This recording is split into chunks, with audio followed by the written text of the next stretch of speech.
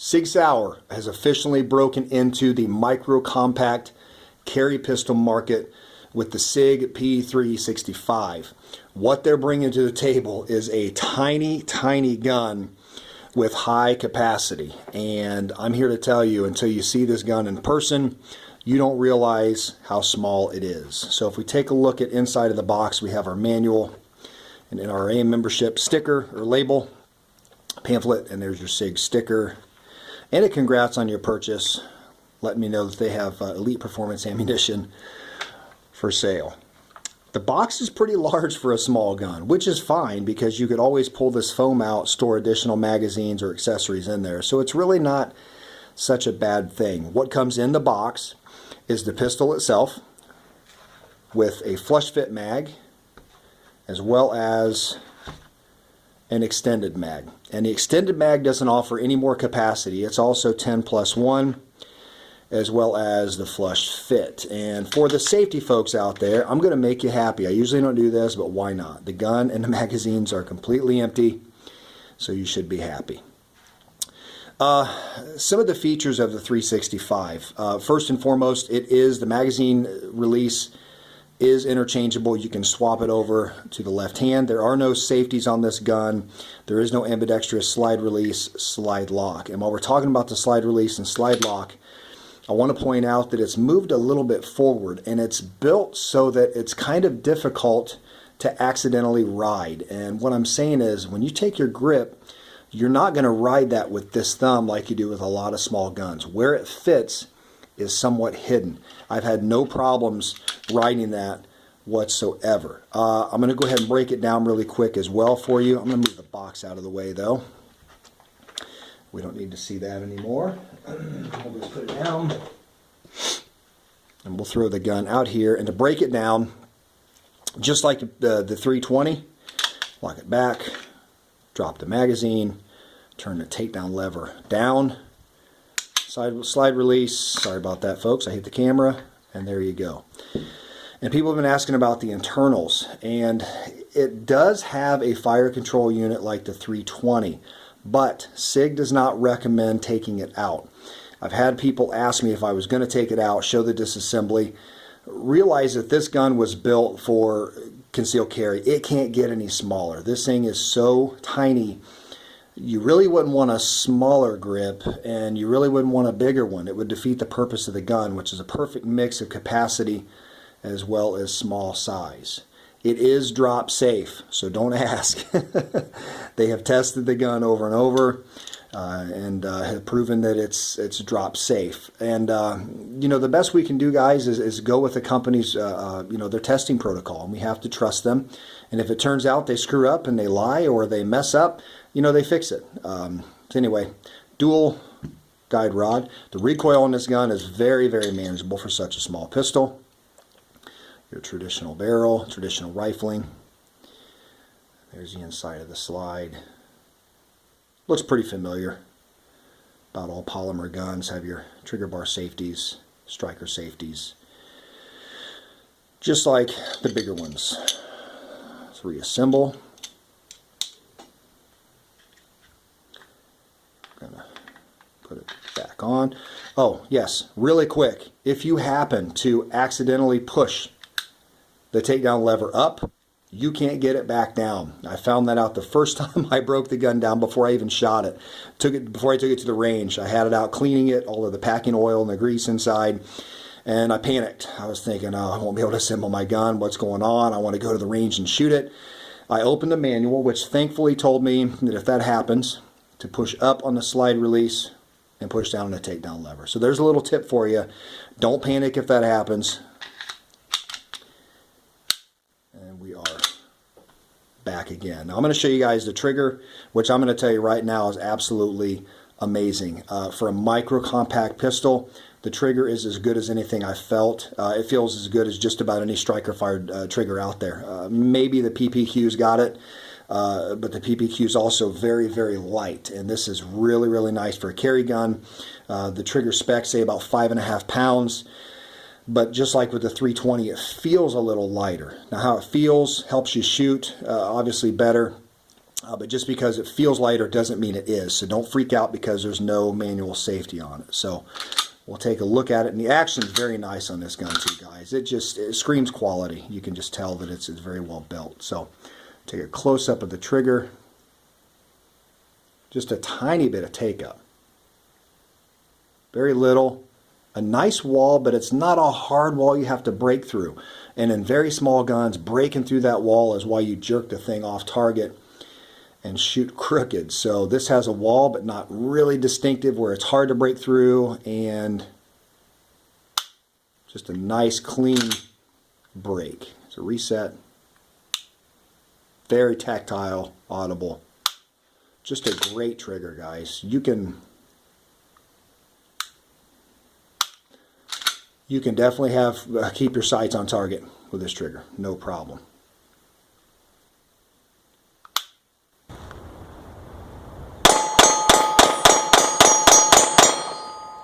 Sig Light night sights, 3-dot.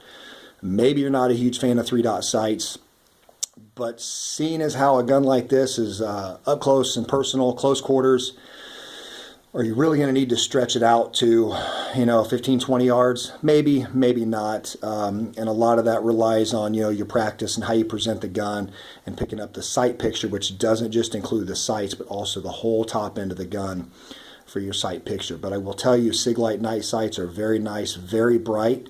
The front sight is brighter than the rear, the tritium, which is really nice at night. I'm not going to be able to show you those, guys. I don't have access to a really dark room right now where I can get proper lighting to show you, but they're also low profile. You can see they don't stick up off the gun very high. So Sig did a great job of keeping this gun clean and smooth. Angled everything is. Nothing's going to snag. Everything's just really, really well done from a carry perspective. Cocking serrations, front and back. Proprietary rail. Let's go ahead and hit on that. The proprietary rail people are complaining about. Oh great, it's a proprietary rail. Why not just put a 1911 Picatinny on it? Because it would have been huge, and it wouldn't have made sense to try to fit a big light from the front of this trigger guard to the end of the gun. Sig is an optics company as well, so it makes sense for them to put their own lights and lasers on their own product. There's nothing wrong with that. Besides, I'm not sure I want a lighter laser on a gun like this anyway. I want it to be a small, compact, drag proof, smooth as can possibly be. The trigger guard, while we're talking about that, nice undercut. You get a nice high grip, which I want to show you something with that also about the high grip. People talk about the bore axis of SIGs.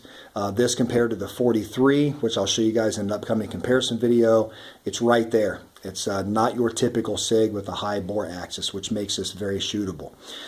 In addition, they also moved the fire control unit. The trigger is moved up toward the bore. And what that allows is, with the other guns, and I'll show you in a comparison video, you tend to be down here with your fingers, and that would be the Glock 43, the Shield, etc. The SIG, look at the straight line of my finger versus the bore. That makes it very shootable. It keeps the bore really close to the top of the hand so that when you press that trigger, it's straight to the rear, and it's, I guess I should talk it first, straight to the rear, very smooth, easy to keep the gun on target. I can get a nice full grip with the extended mag, and this gun is so small, guys, that concealing it with this is not a big deal. They do offer a 12-round extended as well. It doesn't look to be too much longer than this. Right now they're out about everywhere. They're sold out, but I do plan on buying the 12-rounder. The 10-round flush. Get 2.5 fingers on. I don't have tiny hands. I wear about an XL glove. And you can see that right there. Now I'm going to break away to some footage and show you guys shooting this gun with one hand with the flush fit mag.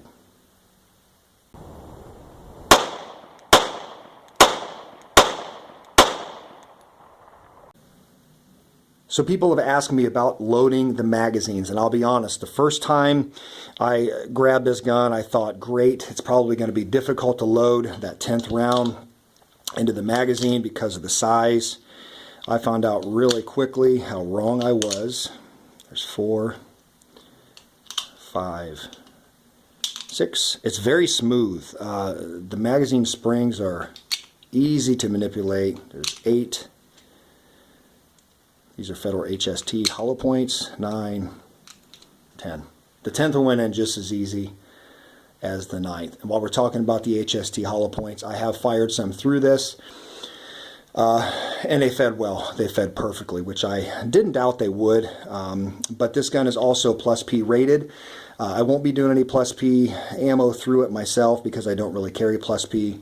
The HSTs are what I carry in my carry pistols, and so that's what I have fed through it. I have shot Federal aluminum through this. I've shot Hellfire brass, 115 grain. I've shot Federal brass, and I've shot the HST hollow points. Everything's fed perfect. To answer the question on recoil with plus P or duty grade ammunition, I'm going to show you guys the first 5 rounds are going to be fired regular 115 grain practice ball ammo. The next 5 rounds are going to be Federal HST 124 grain standard pressure. They're not plus P, but they are defense loads as opposed to ball rounds, and they're 124 grain as opposed to 115. So you guys take a look, see if you notice any muzzle flip difference, and I'll tell you if I can feel a difference.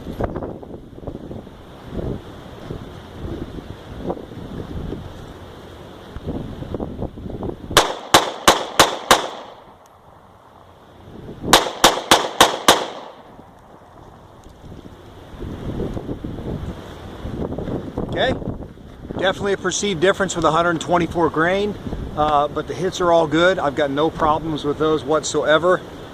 Walk you guys up. Take a look. There are the hits. I don't know if you can see them or not. There you go. All 10 rounds right there. So a common question I have gotten is, how shootable is this gun? What is the recoil impulse like? I did a video to show from 10 yards follow-up shots on a steel silhouette and how shootable the gun is. I personally think it's as shootable as any other micro compact single stack on the market.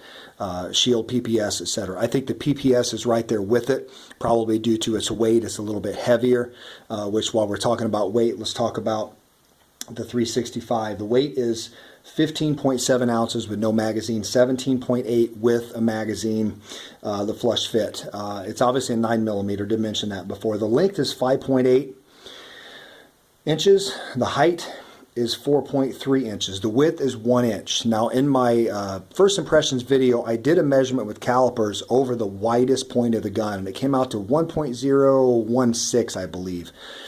Upon further review looking at that actually is over the letters, the Newington, New Hampshire, USA letters. Those actually stick up a little bit. It's right at 1 inch if you eliminate those letters. So either way, it's 1 inch wide at its widest. It's under 1 inch on the slide and all parts of the frame, including the grip. So it's definitely shootable. You know, and it shoots well. The rifling twist is 1 in 10. The barrel length is 3.1. The accuracy I have gotten out of this gun, I'm very pleased with.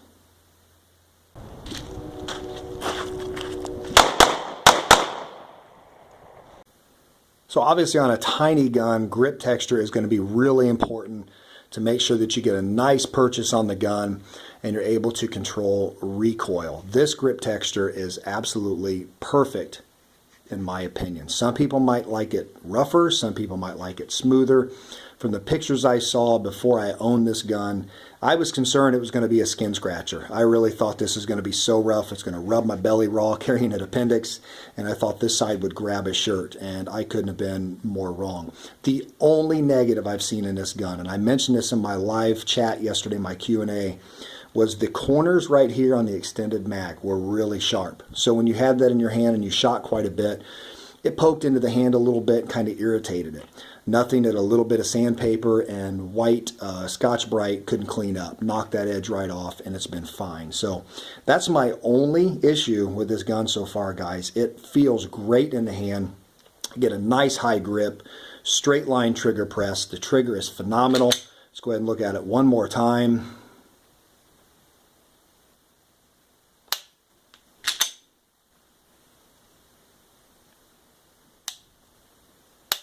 Very, very well done. There is no trigger dingus on it.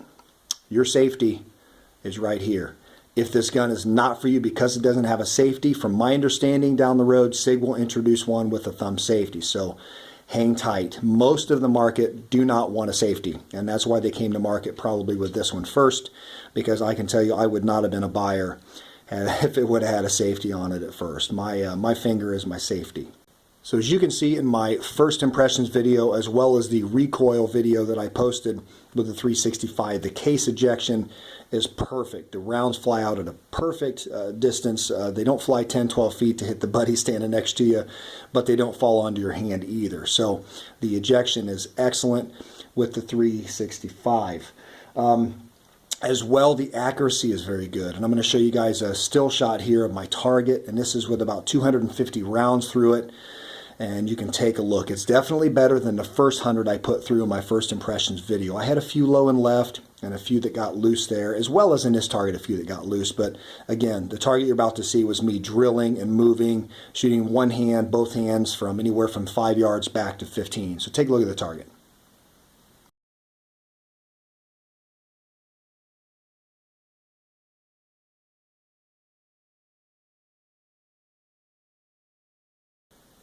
So as I mentioned in my first impressions video, I am a lover of innovation, and being in an engineering field for a long time, you have to be moving forward. You have to be bringing new things to the market. If you're not, you're getting left behind, and Sig brought it to market. They hammered it with this gun right here. Through 300 rounds has been reliable. I'm satisfied with that. Of course, things can go bad. Typically, though, machines break down early on if there's a mechanical problem or a design flaw. So it remains to be seen over the long haul if she's going to be really, really reliable and solid. I believe it will be. I think Sig probably learned a little there from their 320 issues last year. And I don't want to talk trigger issues from the 320 in this video. And I don't want them in the comments below either.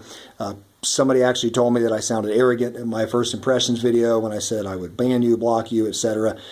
Those are sins of the past. Those are things that Sig made right and fixed. And you may hate Sig as a company, and that's fine that you're right.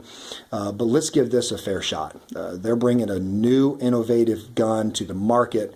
Let's give it a shot, and we'll see if they succeed and if they did it right. So, questions and comments below. Please subscribe and like this video if you have not. Always appreciate you guys watching my videos.